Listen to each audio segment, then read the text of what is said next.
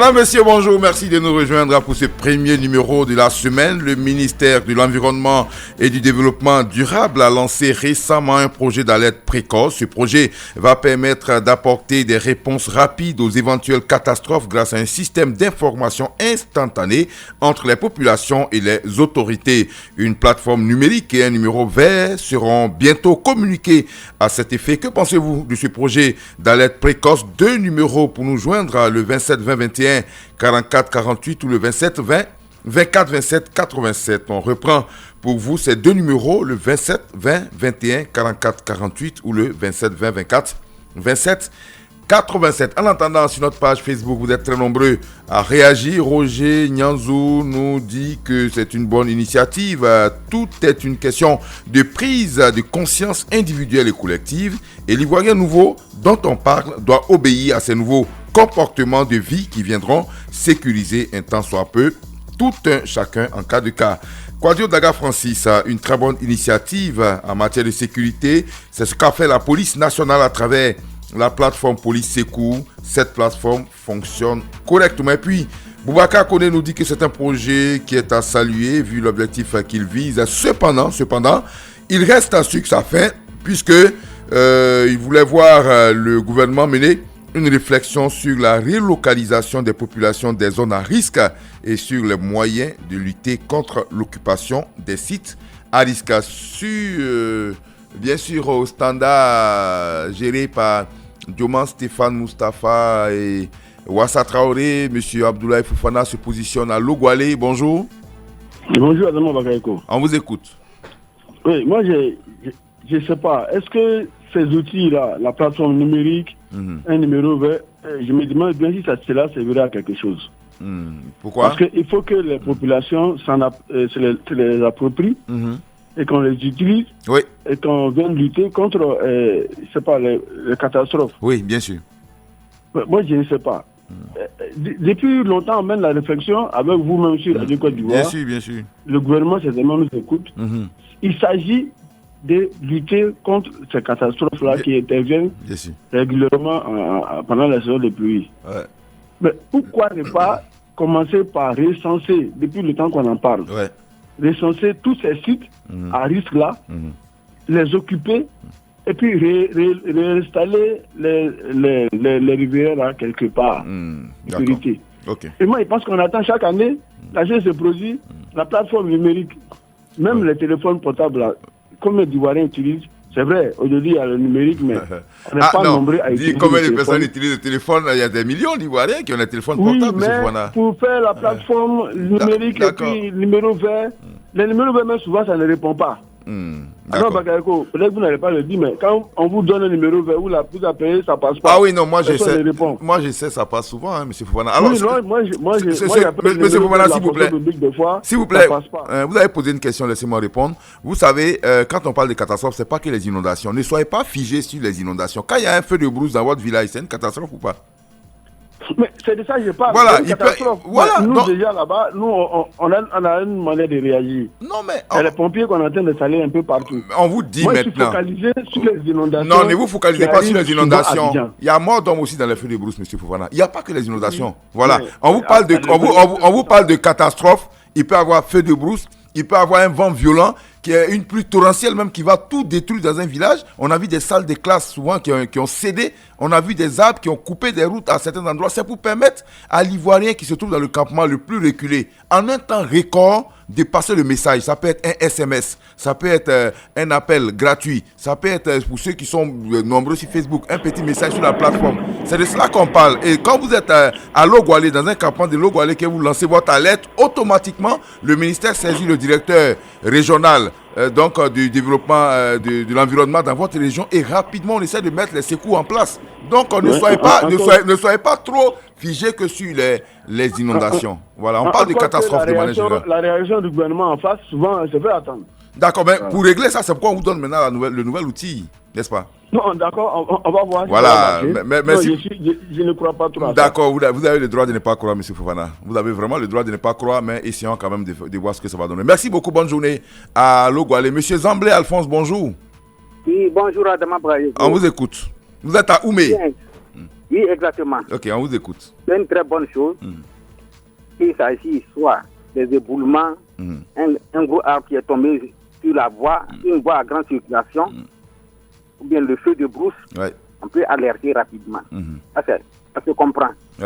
Mais concernant les inondations, actuellement, il y a des constructions sur les bassins d'orage. Bien sûr. Et tout le monde le sait. Il y a des villes, on a vu le cas d'une ville, à la Démocro, quand le musée est sorti de son lit. Bien sûr. Il y a eu des sinistrés. Tout ça, on le sait. Donc, c'est le moment maintenant de prévoir, d'alerter les populations pour leur dire, actuellement, vous vous trouvez dans des endroits très dangereux. Oui, bien sûr. Vous pouvez quitter. Maintenant, il y a des personnes qui ne savent pas où aller en cas de catastrophe. Ceux-là, on doit prévoir des endroits où les recaser. D'accord. Sinon, c'est une très bonne chose. On ne parle pas seulement des inondations. Entre Oumé et Kokumbo, soit la télé peut déborder, les gens ne savent pas. Ça, c'est une voie à grande circulation. Donc, avec cette alerte précoce, certains automobilistes pourront être alertés et ils pourront changer de destination. Ça, c'est une très bonne chose, mais on doit prévoir surtout les inondations. Il faut prévenir, d'accord. C'est ce qui cause beaucoup de morts dans notre pays. D'accord. Merci Adama et bonne émission. Merci beaucoup, monsieur Zamblé. Effectivement, les catastrophes, c'est vrai, sont naturelles, mais malheureusement sont dues à l'action de l'homme sur la nature. Voilà, l'action de l'homme sur la nature crée des désagréments malheureusement, et après, on a des phénomènes qui créent des désagréments. Monsieur Daouda Kourouma, bonjour. Bonjour, monsieur Adama Bakayoko. Vous nous appelez de Zouanouyen, à l'ouest de la Côte d'Ivoire. D'accord, on vous écoute. Oui. On vous écoute, monsieur Daouda Kourouma. Moi, je remercie l'État de Côte d'Ivoire, le gouvernement. Voilà. Allô? Oui, on vous écoute, monsieur Daouda Kourouma. Je remercie le gouvernement pour ses propositions. C'est très beau. J'ai vu un peu, monsieur, celui de Le Gualé, là. Le numéro vert, là, souvent, on a fait dessus. Il n'y a rien qui se passe. Les gens n'ont pas. Donc, vraiment, celui de Le Gualé, c'est deux vrais. Il a fait beaucoup. Il y a des camions sur les numéros verts, on ne voit pas vraiment les effets. Donc, quand l'État prend ses décisions, nous ne pouvons qu'à applaudir. Nous, on veut l'État payer les gens comme la Côte d'Ivoire, où on va. Le président travaille, vous travaillez, et la radio d'information, vous donnez beaucoup d'informations, d'alerte, c'est très bon. C'est vraiment que le gouvernement vraiment prenne en compte nos informations et nos critiques. Le numéro de là, c'est très bon. Il y a eu le cas du numéro 143 pour la cigarette. On a fait cette dénonciation, il n'y a pas de suite. Où ça? Vous avez fait sur quoi, s'il vous plaît, monsieur? Il y a eu le numéro 2 comme le 143 à l'époque. Oui. Le 143. Oui, je vous écoute. Vous avez fait les dénonciations? Oui. Les lieux publics. Oui. Ceux qui fument dans les lieux publics, oui. Il n'y a pas de réaction quand vous avez fait les appels sur le numéro vert. D'accord, c'est bien noté. Le gouvernement donne le numéro vert, quoi. Ok. C'est très gentil, c'est très bon. On doit bien suivre ça. Merci beaucoup. Ok. Moi, c'est pas d'interrogation. Merci beaucoup, M. Kourouma. Alors, donc, on comprend que votre préoccupation, et d'ailleurs, le ministère de l'Environnement est interpellé sur le numéro vert, bien sûr, que vous allez mettre en place. Prenez les dispositions pour qu'il y ait toujours quelqu'un au bout du fil et que les informations soient réellement remontées. Mais là, il s'agit surtout de sauver des vies humaines. Donc, il faut beaucoup être très, très actif sur ces numéros verts-là. En tout cas, c'est la préoccupation de nombre de nos auditeurs ce matin. M. Kwasi Benjamin, bonjour. Oui, bonjour, M. Adama Bakayoko. Vous nous appelez de Sassandra. Oui, effectivement. Oui. On vous écoute. Voilà, je voudrais dire que l'initiative est bonne. Le numéro vert qu'on met à la disposition de la population nous permet d'être écoutés quand il y a les catastrophes naturelles. Donc, moi, j'encourage cela. Et ça permet aux zones reculées d'être sauvés dans les situations. Mais quelque part aussi, ceux qui sont dans les zones à risque, lorsque la pluie vient et que les vies humaines sont détruites, moi j'aimerais qu'on prévoie un site quelque part pour recaser les gens au lieu de pleurer après. D'accord. Et donc pour moi, ce que l'État fait, c'est une bonne chose. Mais j'encourage l'État à prévoir des lieux à mener ces gens sur une nouvelle habitation pour éviter les morts chaque année. D'accord. Voilà un peu ma contribution. Merci à vous, M. Kwasi Benjamin de Sassandra. Voilà, bonne journée, M. Merci, bonne journée à vous. Bonne journée également à tous nos auditeurs. Ils sont nombreux là-bas à Sassandra. Voilà, les populations mettent beaucoup d'accent sur les morts en période d'inondation. D'ailleurs, cette année est une année exceptionnelle. Il pleut tout le temps depuis la saison des pluies. Avant, c'était juin, juillet, et puis après, il y avait une accalmie. Mais cette année, on est en novembre et il continue de pleuvoir. Ça veut dire qu'il faut prendre des dispositions. Et pour ceux qui sont sur les zones à risque, bien sûr, essayer de trouver d'autres abris. Monsieur Diomandé Mamadou est à Sipilou. Bonjour. Adam Magaro. Oui. Bonjour à toi et bonne semaine. Merci beaucoup, M. Diomandé, on vous écoute. Bon, Adam, oui. Moi, je fais plus confiance à la Radio Côte d'Ivoire qui nous permet de nous exprimer par rapport à des cas graves, des situations très graves. Depuis fort longtemps, la Radio Côte d'Ivoire émet des sujets par rapport aux zones à risque. Moi, je me demande il y a plusieurs gens à décrier la route de Sipilou, tronçon Sipilou-Boudakouma, qui est devenu tout ce qui est un cimetière. Ça, c'est un drame.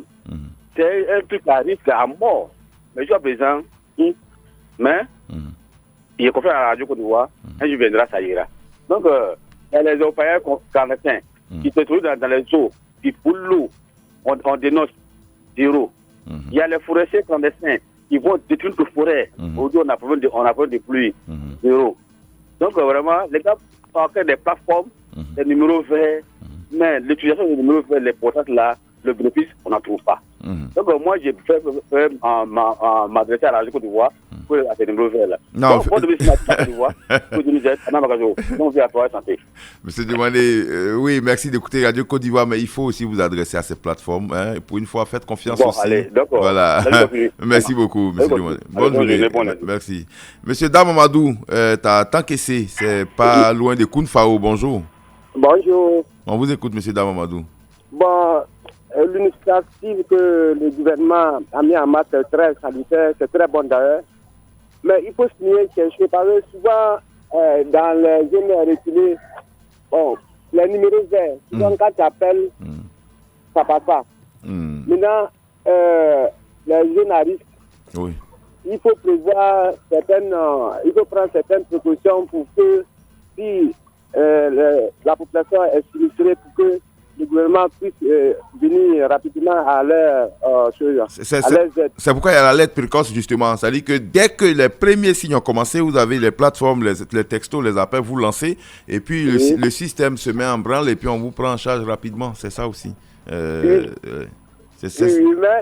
il faut signaler quelque chose aussi. Nous, aussi, la population, on a une petite photo au niveau de la population aussi. Parce que souvent, quand on donne les numéros verts là, il y a des gens, ils n'ont rien à faire et puis ils tapent les numéros verts et puis ils partent de n'importe quoi. C'est pourquoi souvent, quand certains ont des problèmes sérieux et puis ils appellent, ça ne décroche pas. Merci beaucoup, M. Da. Vous faites bien de sensibiliser parce qu'un numéro vert, c'est pour signaler des problèmes importants, c'est pas pour plaisanter. Et lorsque sur 10 appels, il y a 9 plaisanteries, malheureusement, ça agrippe le système.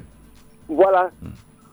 Ok, merci beaucoup. Merci à vous, monsieur Da Mamadou de Tanquessé. Sur notre page Facebook, Tano et Ouman Josué nous dit que ce système d'alerte précoce que préconise le ministère de l'Environnement pour établir un lien étroit entre l'État et son peuple est le bienvenu, vu les effets positifs qui vont réjaillir sur la population. Mais nous, pour qui l'État fait tous ces efforts, que faisons-nous pour que cet État nous aide? Voilà des grandes pluies qui tombent sur tout le pays en ce moment, mais il y a encore des personnes qui continuent à vivre dans les zones à risque, dans les flancs des montagnes et près des caniveaux. Alors, pour que tous les efforts que l'État déploie pour notre bien aboutissent, il faut que nous nous sensibilisions nous-mêmes. Si Joseph Pouda nous dit que l'initiative du ministère de l'Environnement et du Développement durable est salutaire, vu les dégâts, les catastrophes causées par certains phénomènes, le projet d'alerte précoce serait le bienvenu car il a pour objectif d'apporter des solutions adaptées et rapides aux éventuelles catastrophes grâce à un système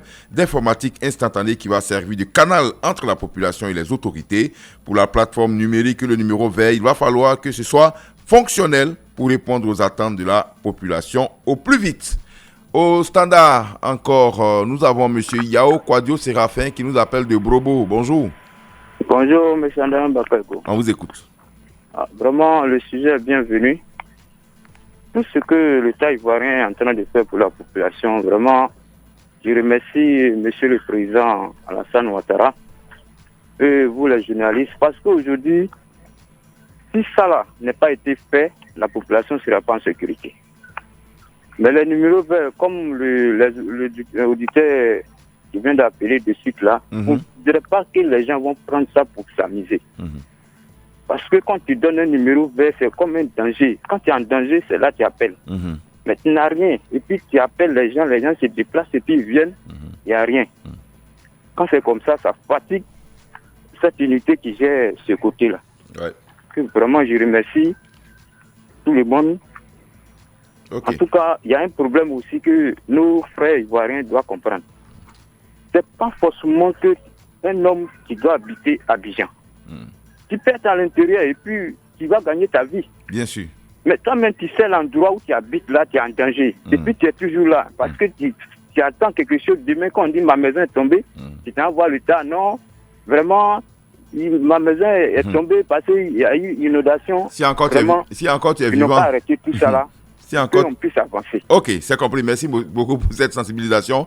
La maison est tombée. Si encore tu es vivant, tu vas aller voir l'État. Parce qu'il y a ça aussi. Malheureusement, on a vu des familles entières disparaître sous le décombre. Ce n'est pas du tout des images à revoir. Il faut avoir bien sûr une conscience pour pouvoir éviter cela. Sur notre page Facebook encore, Bertin Toula qui est à Brobo aussi nous dit que ce projet d'alerte précoce est une bonne innovation. Cela permettra à la population de s'exprimer plus aisément. Je pense que d'autres ministères peuvent en faire autant. On avait un dernier auditeur certainement qui est parti.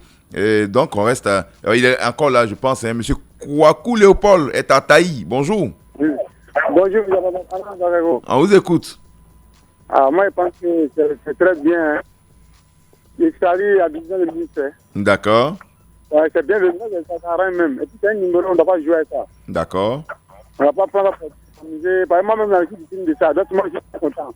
Ah, d'accord. Vous êtes victime de catastrophe, c'est ça? Oui, en 2019, on était à la ministre de Abidjan. Oui. Et puis, il est arrivé à la gare à Djamé. Oui. Et puis, ça a deux fois, derrière moi. Ah, vous avez été attaqué. Ah, donc, ils ont attaqué moi, ils dit non, c'est le ministre d'Abidjan. Oui. Il avance un peu, je nomme devant, je nomme, les gars, c'est que vous êtes attaqué. Oui. Je nomme après, il est arrivé, mon frère Pièce. Il doit me payer, comment il est dans l'argent. Moi, je dis, et si mes papiers sont normaux, c'est comment ici, non. Et les gens, ils sont pas bien.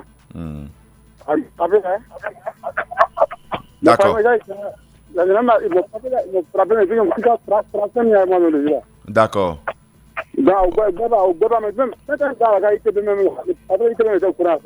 Ok. D'accord. Ok. Merci beaucoup, M. Kouakou. On est limité par le temps. On aimerait bien comprendre votre histoire, mais on a compris que vous avez été agressé dans une gare à Abidjan. Dosso Bassougou nous dit que l'initiative prise par le ministère est bienvenue. Le changement climatique de nos jours sème des dégâts dans le monde entier. Le numéro vert va permettre aux populations d'être à l'abri. Pour la bonne marche de ce projet d'alerte, je souhaite que les médias accentuent la sensibilisation sur les procédures d'alerte. Et puis Bosson Assérémy nous dit que la réalisation de ce projet serait la bienvenue parce que l'alerte précoce permet de déceler une catastrophe à venir. Néanmoins, pour que le citoyen lambda soit capable de lire les signes de ce projet pour pouvoir donner l'alerte, il lui faut un minimum de formation. Je souhaite que le gouvernement mette en place un personnel qualifié, bien formé pour jouer pleinement ce rôle. Et puis on termine par Zon Gaston Laoui qui nous dit que c'est une très très bonne procédure car tout le monde n'a pas de moyens pour se déplacer, pour rencontrer les autorités. C'est une très bonne procédure pourvu que les gens prennent cela très au sérieux. Voilà, c'est ici qu'on s'arrête pour aujourd'hui. Merci beaucoup à Dioman Stéphane Moustapha, la technique, et puis à Wassa Traoré. Demain matin, j'aurai beaucoup de plaisir à vous retrouver à la même heure et que Dieu nous bénisse tous. Je suis Adama Bakayoko à ce micro. À demain matin.